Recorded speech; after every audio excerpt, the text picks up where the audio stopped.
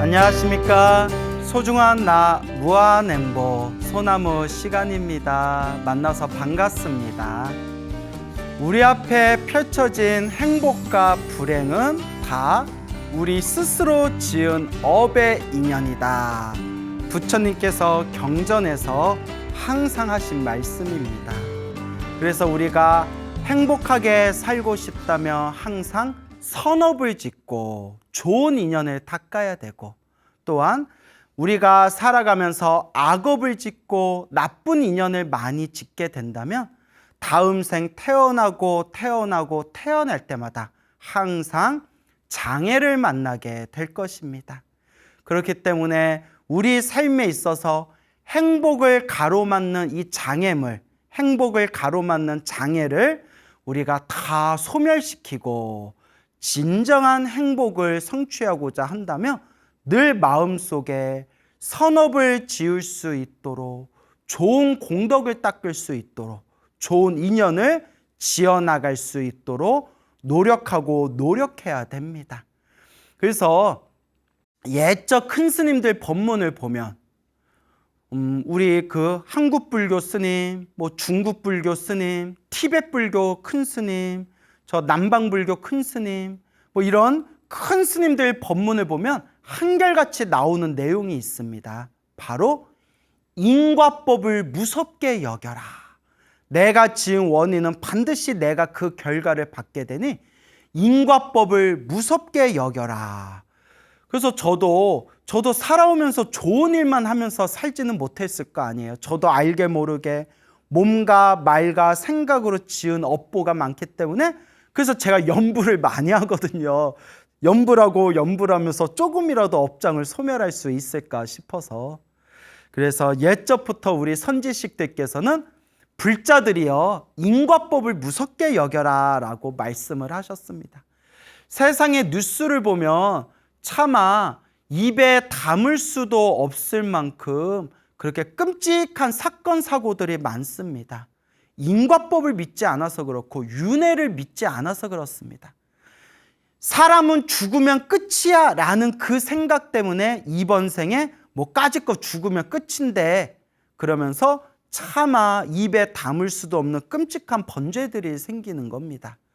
요 근래 들어서 뉴스를 보니까 사기 범죄가 굉장히 많습니다. 몇십억을 횡령했다느니, 사기 행각을 벌여서 수많은 사람들 눈에 피눈물을 흘리게 했다느니.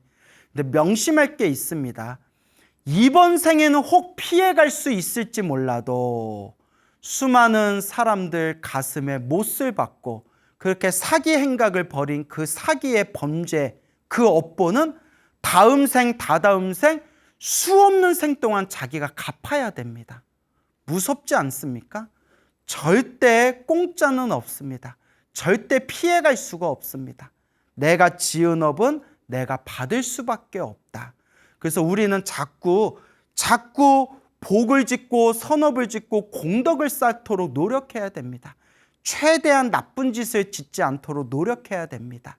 그렇게 내 선업을 잘 닦아 나가야 되는데 우리 중생들은 윤회를 믿지 않고 인과법도 믿지 않고 이 인과업보의 무서움을 믿지 않기 때문에 몸과 말과 생각으로 그 어리석음에 휩싸여서 너무나 나쁜 악업을 많이 짓고 있습니다. 우리 불자 여러분, 늘 기도하고 늘 기도하면서 내 업을 닦아야 됩니다. 늘 복과 선업을 지으면서 내가 저질렀던 악업을 조금이라도 소멸할 수 있도록 노력하고 끊임없이 새로운 복과 선업을 지어야 됩니다. 부처님께서 경전에서 늘 말씀하신 바입니다. 먼 옛날 석가모니 부처님 당시에 있었던 일입니다. 석가모니 부처님 당시에 어느 어촌이 있었습니다. 물고기를 잡는 어촌이 있었는데 그때 큰 강에서 이제 물고기를 잡다가 그 그물에 물고기가 걸렸는데 아무리 땡겨도 그 그물이 끌려오지를 않는 겁니다. 와, 엄청나게 큰 놈이 걸렸나 보다. 그래서 여러 명의 어부들이 붙었는데도 그물이 끌려오지를 않는 겁니다. 수십 명의 어부가 붙었는데도 그 강에 그 그물이 끌려오질 않는 겁니다. 그래서 그 마을에 살고 있는 500명의 어부들이 몰려들고 주변에 있는 사람들까지 다 몰려들어서 그 그물을 땡겼더니 비로소 그물 속에 갇혀 있는 어마어마하게 큰 물고기가 눈앞에 딱 하고 나타난 겁니다. 그런데 사람들이 그 물고기를 보고 모두 쏘스라치게 놀라게 됩니다. 에구머니나, 이게 뭐야? 왜냐? 물고기가 엄청나게 고래처럼 큰 물고기였는데 이 물고기가 얼굴은 18개고 얼굴 18개가 붙어 있고 그리고 눈은 36개의 눈들이 붙어 있더랍니다. 상상만 해도 너무나 끔찍하고 무섭습니다. 물고기가 있는데 물고기에 여러 모양의 얼굴 18개가 붙어 있고 그 18개의 그 얼굴에 36개의 눈동자가 박혀 있다고 합니다. 사람들이 놀라 자빠져가지고 이게 물고기냐 괴물이냐, 이게 혹시 전설 속에 나오는 바다의 괴물이냐 하면서 다들 두려움에 떨게 됩니다. 어쨌거나 그 물고기를 강 있는 데에다가 이렇게 묶어두고 수많은 사람들이 구경을 하러 옵니다. 야, 저기 물고기야? 야, 저 괴물이야? 봐봐, 하나, 둘, 셋, 넷, 얼굴에 18개가 붙어 있어 하면서 저마다 서로 놀랍고 무서워하는 그런 모습으로 수많은 사람들이 그 물고기를 구경하러 옵니다. 이 소문이 가까운 곳에 거처하고 계셨던 석가모니 부처님 귀에도 그 소문이 들리게 됩니다. 그때 부처님께서 가만히 앉으셔서 신통의 눈으로 그 물고기의 전생을 꿰뚫어 보신 뒤에 마땅히 오늘 수많은 사람들에게 인과법에 대해서 설법할 인연이다라고 그렇게 마음을 일으키시면서 제자들과 함께 우리 비구 스님들과 함께 그 물고기가 있는 강가로 나아가십니다. 그때 수많은 사람들이 야, 부처님 오셨다, 부처님 오셨다. 야, 부처님도 궁금해서 오셨나 보다. 이렇게 막 수군덕 하는 거예요. 수군수군 하는데 그때 부처님께서 그 18개의 얼굴을 가지고 있는 그 물고기 앞에 다 쓰셔가지고 그 물고기에다가, 그 괴물 물고기에다가 가피를 내려주십니다. 가피. 말을 할 수 있는 가피를 내려주십니다.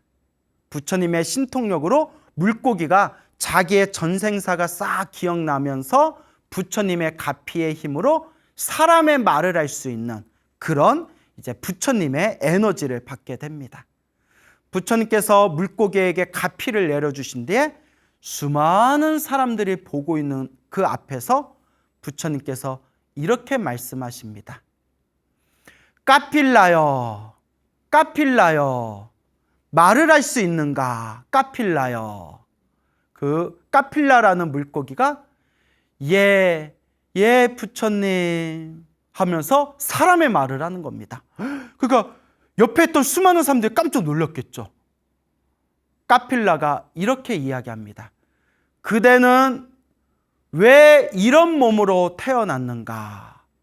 예 부처님, 저는 과거 전생의 추악한 업보로 이런 몸으로 이번 생에 태어났습니다. 그대가 이번 생에 이런 몸을 받게 한, 이런 업보를 받게 한 존재가 누구인가? 예, 전생의 제 어머니입니다. 전생의 어머니 때문에, 전생의 엄마 때문에 전생에 무서운 업보를 짓고 이번 생 이런 추악한 모습으로 태어났다는 거예요. 그대가 이런 악업을 짓게 만든 그대 전생의 어머니는 어디에 태어났는가?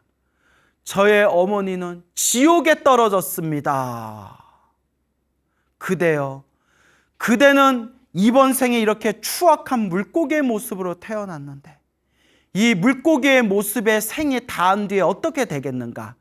제가 물고기로 18개의 얼굴을 가지고 있는 물고기로 살다가 제 목숨이 닿으면 다시 지옥에 떨어지게 될 겁니다 라면서 구슬피 울면서 이 물고기가 눈물을 뚝뚝 흘리더랍니다. 오 까필라여 까필라여, 그대가 지은 업을 참회할지니라. 그대가 지은 그 업보를 참회할지니라.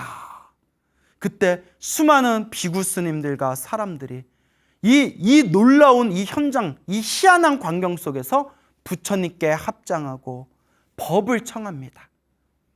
거룩하신 세존이시여, 거룩하신 부처님이시여, 저 까필라라는 이름을 가진 저 물고기는 전생에 어떤 업보를 지었기 때문에 이와 같이 추악한 물고기의 모습을 받게 된 것입니까?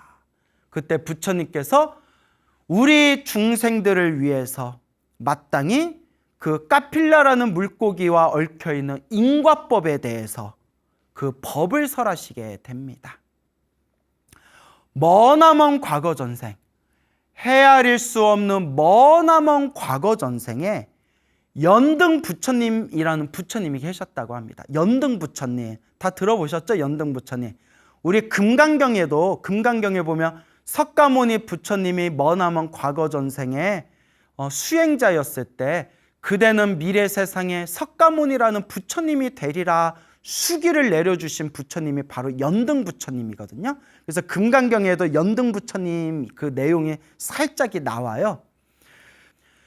연등 부처님 시대에 수많은 비구 스님들이 수행을 하고 있었습니다.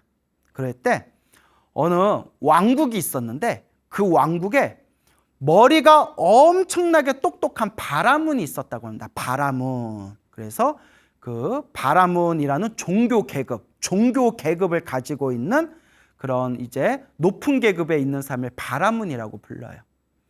이 바라문은 너무나 머리가 총명하고 너무나 말을 잘하고 너무나 토론을 잘했기 때문에 수많은 사람들과 토론을 해가지고 그 사람들을 다 꺾어버리고 그 왕국에서 가장 존경받는 그런 위치에 이르게 됩니다. 그래서 엄청난 부와 명예를 거머쥐게 됩니다. 그 브라만에게는 아들이 있었습니다. 그 아들의 이름이 바로 까필라입니다. 아들의 이름이 까필라였는데 이 아버지가 세상을 떠나게 되고 그리고 이 까필라가 무럭무럭 자라서 그렇게 이제 청년으로 성장하게 됩니다. 그때 그의 어머니가 까필라의 엄마가 까필라에게 이렇게 이야기합니다. 네 아버지가 머리도 똑똑하고 말도 잘하고 수많은 사람들을 토론으로 꺾어가지고 지혜로운 사람으로 똑똑한 사람으로 부와 명예를 거머쥐게 되었다. 지금 네 아버지가 세상을 떠났으니 네가 마땅히 아버지의 뒤를 이어서 우리 가문의 부와 명예를 네가 계속 움켜쥐고 유지해야 된다. 그러니 열심히 공부해서 너도 아버지와 같이 부와 명예를 움켜쥔 그런 높은 자리의 사람이 되어라.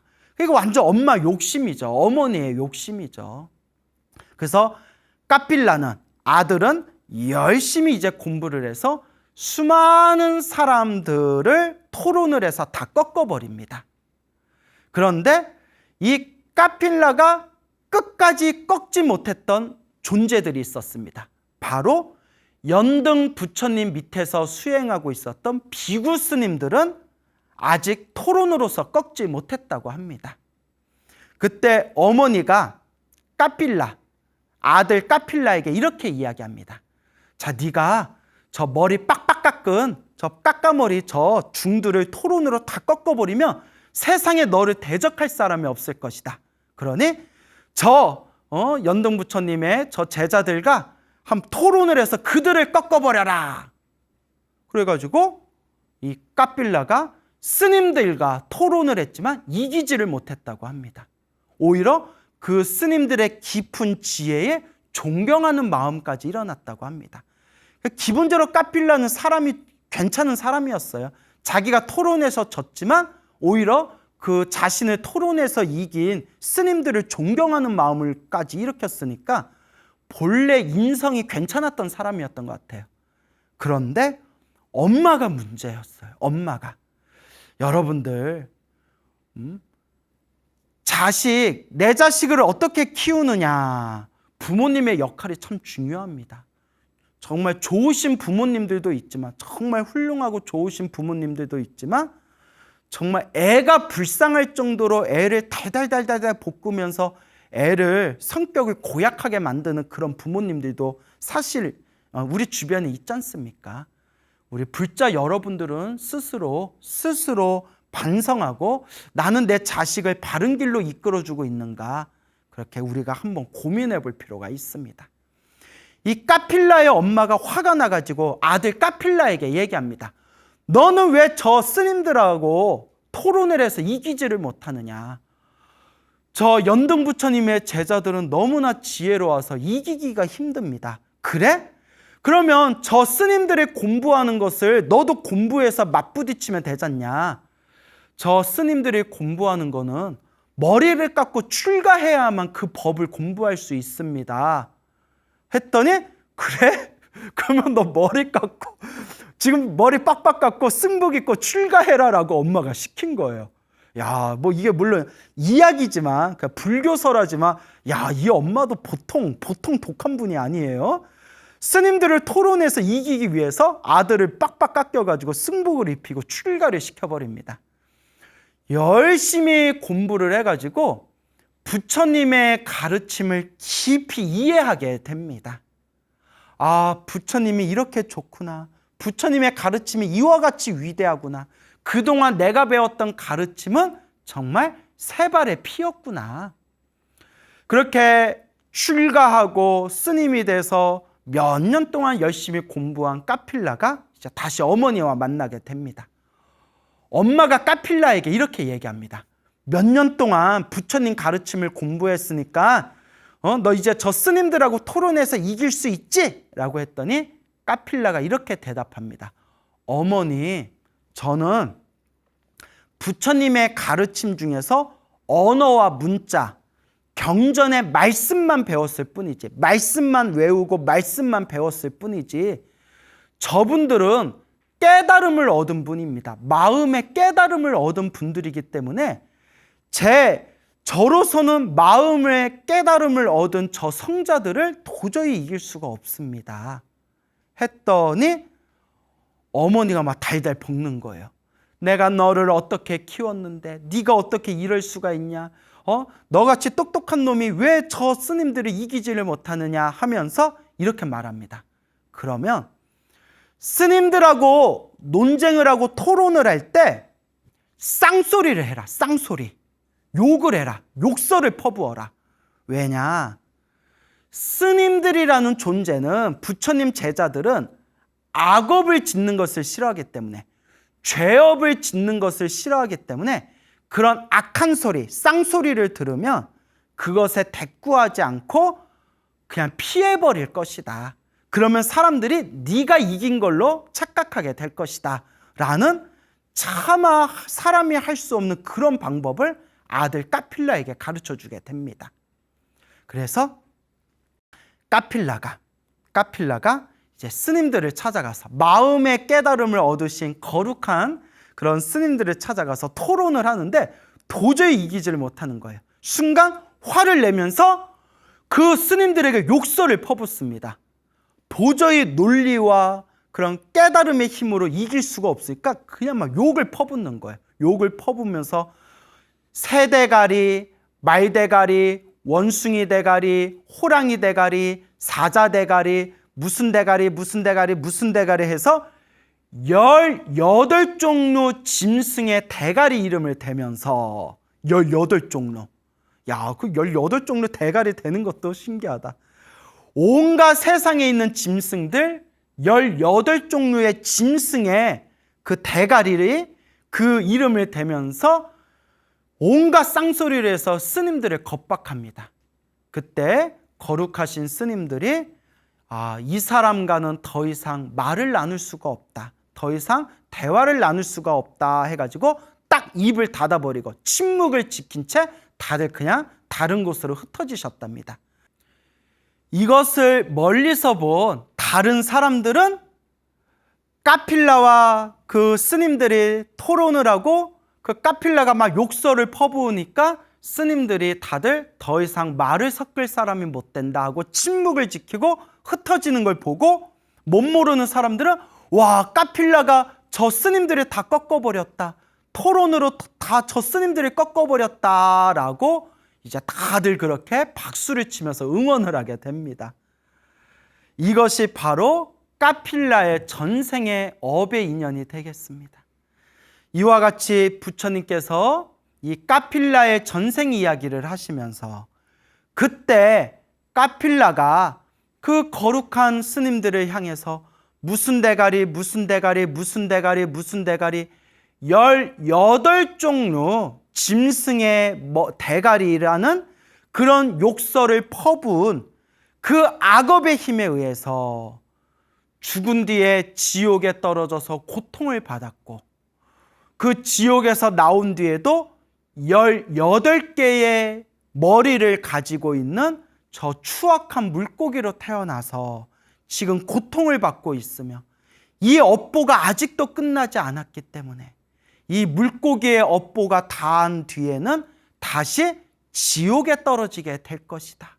그리고 까필라를 나쁜 길로 이끌었던 이 전생 까필라의 어머니는 지금도 저 활활 불타는 지옥에서 아직도 지금도 고통을 받고 있다라는 말씀을 하니 그 자리에 있는 모든 불자들과 사람들이 다 함께 합장하고 공경하면서 이 인과 업보의 무서움에 대해 마음을 되새겼다고 합니다.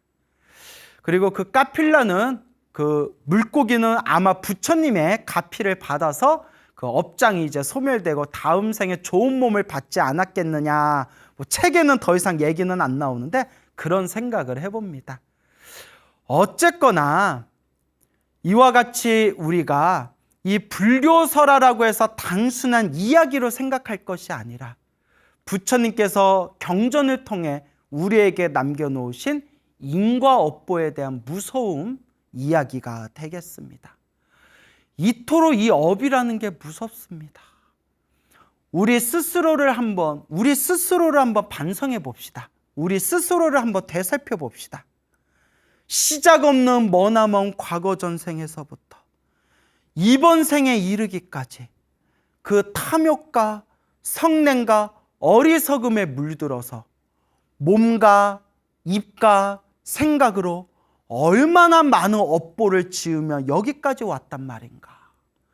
지금 이 순간 내 앞에 펼쳐진 행복과 불행, 좋은 인연, 나쁜 인연이 다 내가 지은 업의 인연이다 라는 것을 생각해 봤을 때 우리는 온몸에 소름이 끼치지 않을 수가 없습니다. 그러나 다행히 우리가 과거 전생 한 가닥 지은 복과 선업의 힘이 있어서 이번 생 이 소중한 사람으로 태어나 이토록 훌륭한 부처님 법을 만났으니 이번 생 우리가 닦고 닦아 나아가지 않을 수 있겠는가. 마음에 우리가 명심하고 명심해야 됩니다. 우리가 사람으로 태어나기 어렵고 부처님 법을 만나기 어려운데 이번 생 사람으로 태어나 부처님의 법을 만나서 우리가 이와 같이 염불수행을 할 수 있고 부처님 가르침을 공부할 수 있다는 것에 대해서 소중하게 생각해야 됩니다. 우리가 이번 생에 어떻게 살아가냐에 따라서 내가 지은 그 업보의 인연에 의해서 우리도 다음 생에 그와 같은 물고기로도 태어날 수 있고 지옥, 악귀, 축생 무엇으로 태어날지 장담할 수가 없습니다. 하지만 이 세상에는 너무나 많은 사람들이 윤회를 믿지 않고 너무나 많은 사람들이 인과 업보를 믿지를 않습니다. 분명히 부처님 경전에서 윤회에 대해서 끊임없이 설법하셨고 인과 업보에 대해서 끊임없이 설법하셨는데 분명히 경전에서 부처님의 말씀을 통해서 부처님이 분명히 증명하고 계시는데 심지어 절에 다니는 사람들조차도 자기는 윤회를 믿지 못하겠다라는 그런 경지에까지 지금 그런 지경에까지 이르게 되었습니다. 우리는 반성하고 뉘우치고 반성하고 뉘우치면서 내가 지었던 나쁜 업보가 있으면 그 업장을 소멸하고, 그리고 끊임없이 좋은 업과 좋은 선업, 좋은 공덕, 좋은 인연을 닦아 나아가야 됩니다. 여러분들이 절에 다닌다고 절대 방심하지 마십시오. 내가 절에 다니니까 그래도 부처님이 알아서 나 죽은 뒤에 도와주시겠지, 절대 방심하지 마십시오. 제가 또 재미난 이야기 한 토막을 전해드릴까 합니다. 그 몇 년 전에 세상을 떠나신 그 대만 불교의 몽참이라는 큰 스님이 계셨습니다. 그 중국 스님이신데요, 몽참 스님이라는 스님이 계셨는데, 그 중국, 고향이 중국이시고 대만 불교에서 오랫동안 활동하시다가 말년에는 중국 오대산에서 이제 입적하신, 세상을 떠나신 몽참 스님 105세를 사셨다고 합니다. 105세를 넘게 사셨는데, 이 몽참 스님의 법문에 나오는 참 재미난 이야기입니다. 그 몽참 스님의 한국인 제자이신 그 법등사의 서로라는 비구니 스님께서 그렇게 이제 번역하신 그런 내용이 너무 좋아서 이렇게 이제 한번 소개를 드릴까 합니다. 그 몽참 스님께서 과거에 직접 들으셨던 내용이라고 합니다. 직접 보고 들으셨던 내용인데, 어느 사찰에, 수십 년 전 되겠죠, 어느 사찰에 어느 스님이 계셨는데 굉장히 수행과 공부를 열심히 하셨던 스님이었다고 합니다. 아주 공부를 많이 하셨던 그런 어른 스님이 한 분 계셨는데, 그 스님이 한 가지 딱 흠이 있었다고 합니다. 사실 우리가 웬만큼 수행을 해도 부처님처럼 완벽해지기가 사실 힘들어요, 여러분. 그래서 우리 큰 스님들 중에서도 평생 참선을 하셨는데 좀 화를 잘 내던 큰 스님도 계셨고, 뭐 이렇게 수행을 많이 해도 좀 저마다 조금 부처님, 성불의 경지에 갈 때까지는 조금씩 부족한 점이 있는 게 사실입니다. 뭐 저도 그렇고요. 그런데 이 어른 스님이 공부를 많이 하신 분이었는데 딱 한 가지 흠이 있었대요. 그게 뭐냐? 재물에 대한 집착이 좀 강하셨대요. 재물에 대한 집착. 그러니까 좀 이해가 안 되죠. 공부를 많이 하신 분이었는데. 그러니까 우리가 부처가 되기 전까지는, 성불하기 전까지는 이렇게 마음에 좀 번뇌망상이 있습니다. 근데 그 스님은 이제 재물에 대한 집착이 있어서 몇 년 동안, 수십 년 동안 모아놓은 돈을 은전으로 바꿨답니다. 은전. 옛날에는 은으로 또 이렇게 많이 유통했지 않습니까? 은전으로 바꾼 뒤에 그 은전을, 그 두툼한 은전을 허리끈에다 다 이렇게 묶어놓고 항상 허리에다 묶고 다니셨대요. 그거 엄청 무거웠을 것 같은데. 예, 다이어트는 잘 됐겠네요. 아니, 그걸 왜 묶고 다녀? 그렇죠? 그 지금 사람 입장에서 이해가 안 되죠. 뭐 은행이 없어서 그랬나? 그 평생 모았던 돈으로 은전으로 만든 뒤에 그걸 허리띠에다 묶고 다녔는데, 어느 날 변속관에 갔는데, 해우소라고 하죠. 해우소에 가가지고 변을 보시다가 에구머니나 허리띠가 뚝 하고 그 안에 재래식 푸세식이라고 하죠. 그 변속관 안에 풍덩하고 빠져버린 거예요. 근데 여러분, 옛날에는 그 절에서는 수십 명, 수백 명의 스님들이 살았기 때문에 구멍을 팔 때 엄청 크게 팠대요, 여러분. 구멍을 엄청나게 팠기 때문에 심지어 옛날에는 거기에 사람이 빠져서 죽는 경우도 있었대요. 너무 깊어가지고 막 똥똑 올라가지고. 이거 좀 더러운 얘기해서 미안합니다. 아이고 내 돈, 아이고 내 은덩어리 하면서 스님이 그거 찾겠다고 그 속에 들어간 거예요.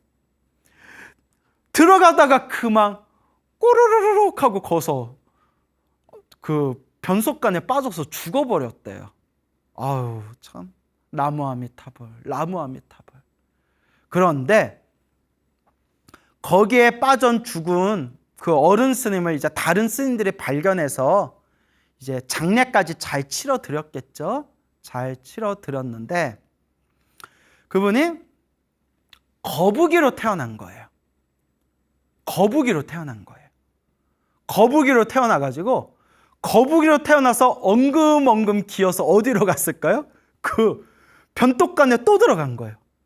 그 해우소 안에 또 쏙 들어가가지고 거북이니까 물속에서도 숨을 쉴 수 있잖아요. 근데 그 오물 그 변 덩어리 안에서도 살 수 있나? 거북이가 그 속에 들어가가지고 은전을 찾은 거예요. 은전을 드디어 찾았어요. 은덩어리를 찾았어요. 거북이로 태어나서. 야, 대단하다. 거북이로 태어나서. 속이 좀 거북하시죠? 그리고 그 사찰을 관리하는 그 원주 스님 꿈에 거북이가 나타났대요. 원주 스님 꿈에 거북이가 샤라랄라 하고 나타나서 스님, 스님 하고 부르더래요. 원주 스님이 깜짝 놀래가지고 누굽니까?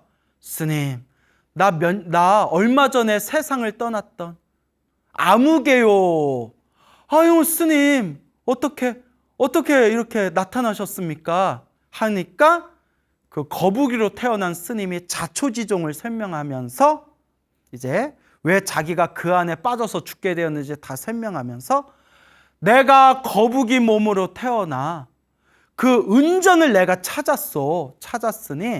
은전을 찾았으니 바라옵건대 내가 과거 전생에 지었던 그 탐욕, 재물에 대한 집착심으로 내가 이 축생, 거북이의 몸을 받게 되었어.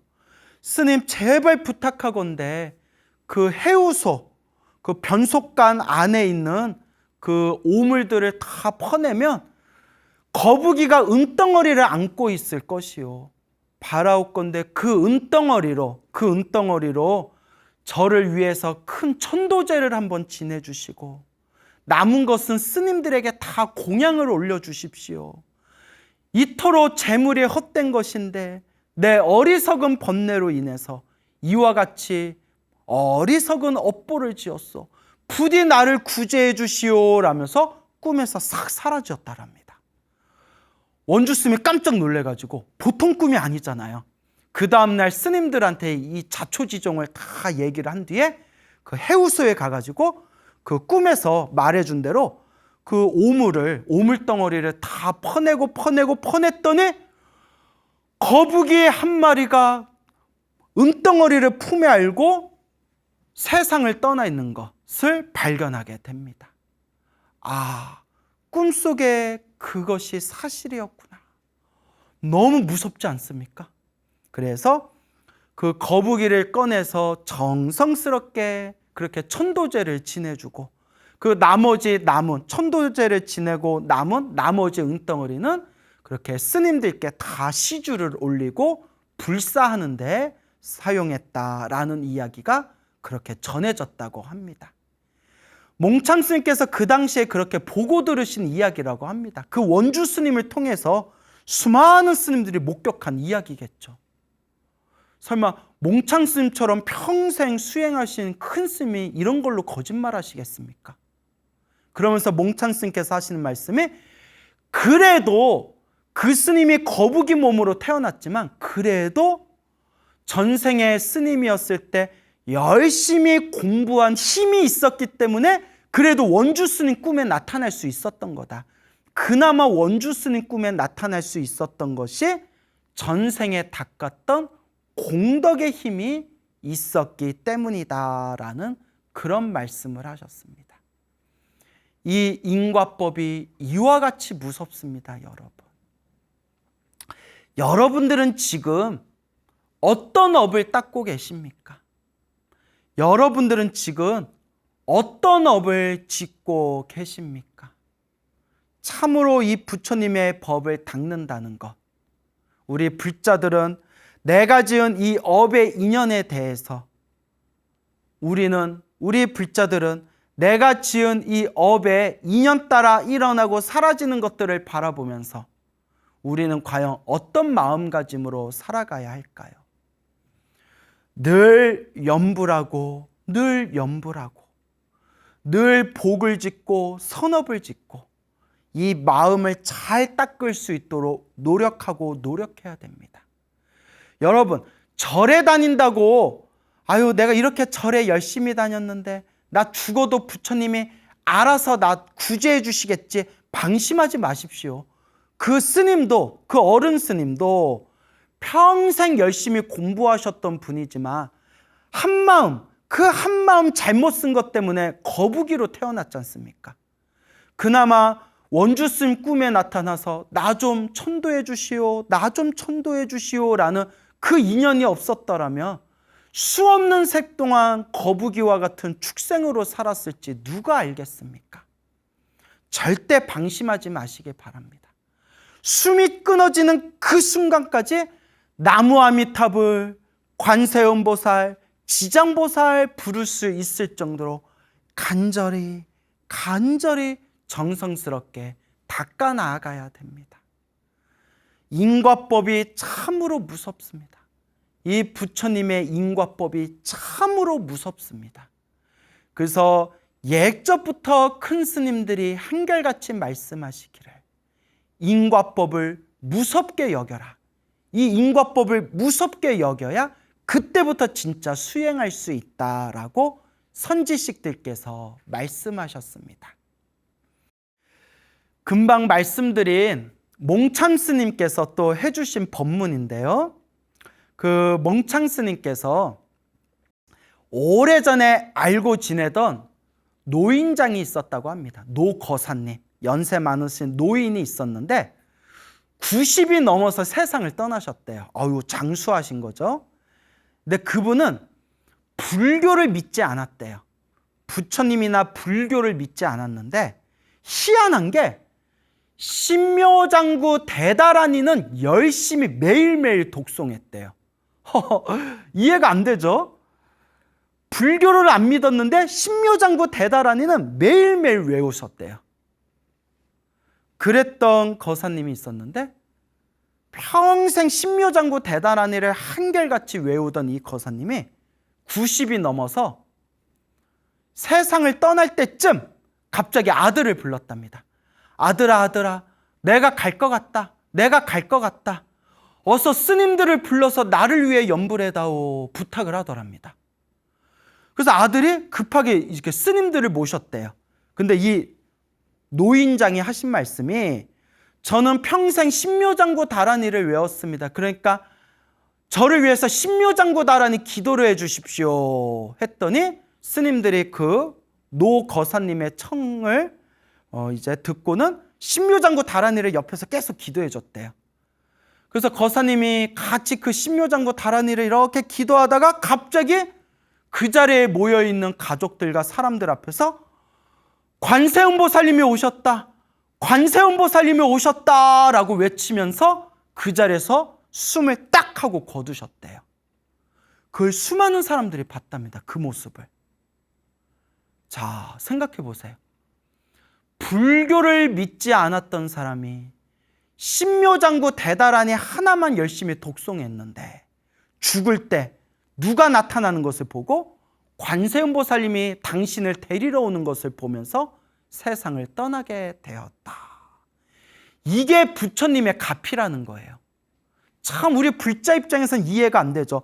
불교 신자도 아닌데 신묘장구 대다란이를 열심히 평생 독송한 힘으로 이와 같이 관세음보살님이 이끌어주시는 가피를 받으면서 세상을 떠나게 되었다.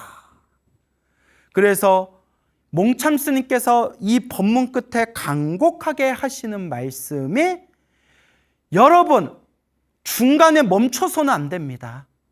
신묘장구 다란이를 하든 지장경 기도를 하든 금강경을 하든 반야심경을 하든 하나라도 꾸준히 그 공덕을 쌓아야 됩니다. 중간에 멈추는 게 가장 안 좋은 겁니다. 한결같이 밀고 가야 됩니다.